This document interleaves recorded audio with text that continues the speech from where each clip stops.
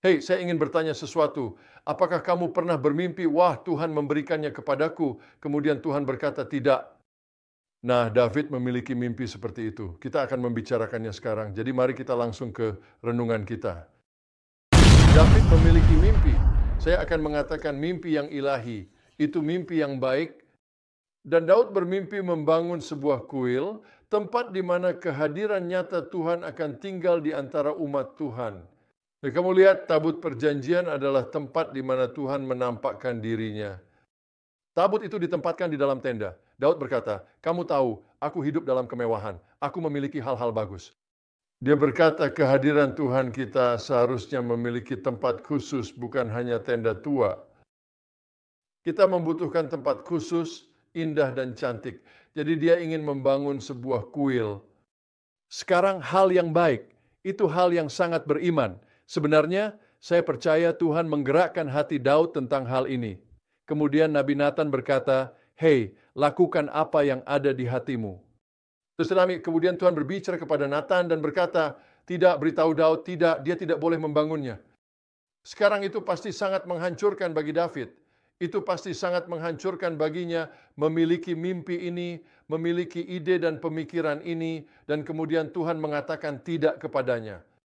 Kamu lihat Tuhan memiliki rencana lain. Bukan Daud yang akan membangun bait suci, tetapi anaknya yang akan membangun bait suci itu.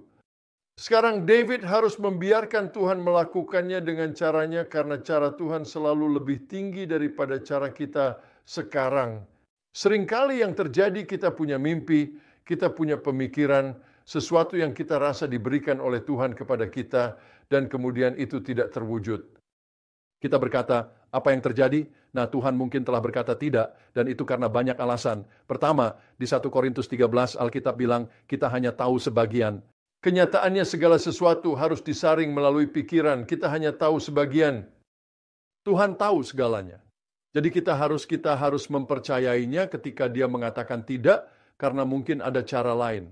Mungkin ada sesuatu yang lebih baik. Mungkin ada sesuatu di dalam hatinya. Kita harus mempercayainya. Jangan bersandar pada pengertian kita sendiri. Percayalah kepada Tuhan. Ya, mungkin kehendak Tuhan tetapi bukan waktunya Tuhan. Dia memiliki waktu lain untuk itu terjadi. Atau mungkin kehendak Tuhan tetapi dengan cara lain. Seperti Daud. Tuhan akan melakukannya tetapi Tuhan akan melakukannya melalui anak Daud. Jadi lihat, kita harus memahami bahwa Tuhan lebih besar dari apa yang bisa dipikirkan pikiran kita. Tuhan lebih besar dari apa yang kita bayangkan.